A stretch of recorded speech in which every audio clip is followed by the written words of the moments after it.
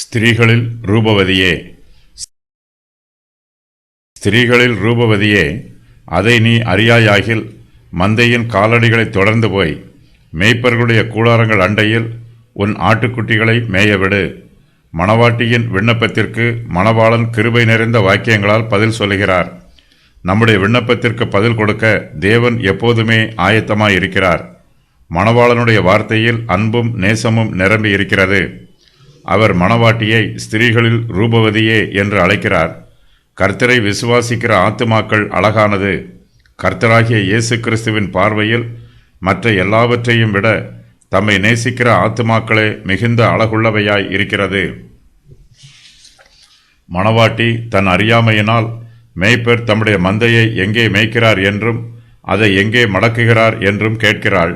மணவாளனோ மென்மையான வார்த்தைகளினால் மணவாட்டியின் அறியாமையை கடிந்து கொள்கிறார். அதை நீ அறியாயாகில் என்று கேட்கிறார்.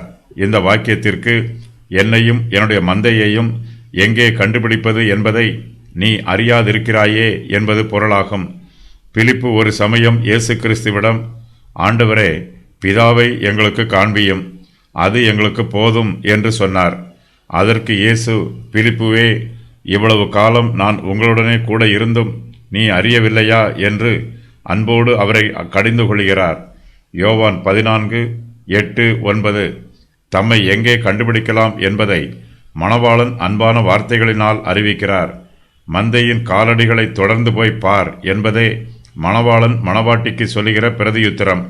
கர்த்தர் எங்கே இருக்கிறார் என்பதை நாம் தேடி பார்க்க வேண்டும். கர்த்தரிடத்திற்கு போகும் பெரும் பாதையை பிறரிடத்தில் கேட்டு அறிந்து கொள்ள வேண்டும். அந்த பாதை பழைய பாதையாக இருந்தாலும் பூர்வ காலத்தில் இருந்து அதுவே நல்ல பாதையாக இருக்கிறது. கர்த்தரை பற்றிய சத்தியங்களை அறிந்து கொள்ள வேண்டும் என்றால் அவருடைய ஊழியக்காரர்களின் உபதேசங்களை கேட்க வேண்டும். அவர்களோடு ஐக்கியமாக இருந்து தேவனை பற்றிய சத்தியங்களை புரிந்து கொள்ள வேண்டும். மேய்ப்பர்களுடைய கூடாரங்கள் அண்டையில் உன் ஆட்டுக்குட்டிகளை மேயவிடு என்று மணவாளன் சொல்லுகிறார். மணவாட்டி தன்னோடு கூட இருக்கிற எல்லோரையும் மணவாளனிடம் அழைத்து வரலாம். மணவாளன் தம்மிடத்தில் வருகிற யாரையும் புறம்பே தள்ளாமல் தம்மிடத்தில் சேர்த்து கொள்ளுவார். மந்தையின் மேய்ப்பர்கள் உதவி புரிகிற இருதயம் உள்ளவர்கள் தங்களுடைய கூடாரங்களில் மற்றவர்களையும் சேர்த்து கொள்வார்கள். அவர்களுடைய கூடாரங்கள் அண்டையில் மற்றவர்களுடைய ஆட்டுக்குட்டிகளையும் மேய விடும்போது அவற்றையும் பாதுகாப்பாக கவனித்துக் கொள்வார்கள். கர்த்தரோடு ஐக்கியமாக இருக்கிற விசுவாசிகள் அவருடைய பரிசுத்தவான்களோடும் ஐக்கியமாக இருக்க வேண்டும்.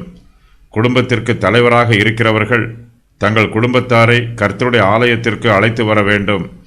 தங்களுடைய பிள்ளைகள், உற்றார் உறவினர்கள், வேலைக்காரர்கள் எல்லோரையுமே கர்த்தருடைய ஆலயத்திற்கு அழைத்து வர வேண்டும்.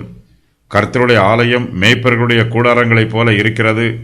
இங்கு நமக்கு தேவையான ஆவிக்குரிய ஆசீர்வாதங்கள் கிடைக்கும். எருசலேமின் குமாரத்திகள் சூலமித்திக்கு மறைமுகமாக பதில் கூறுகிறார்கள். மேய்ப்பர்களுடைய கூடாரங்கள் இருக்கும் இடத்திற்கு அவருடைய ஆட்டுக்குட்டிகளை மேய விடுமாறு கூறுகிறாள். அங்கு அவருடைய நேசரை காணலாம் என்பது எருசலேமின் குமாரத்திகள் கூறும் மறைமுகமான பதிலாகும்.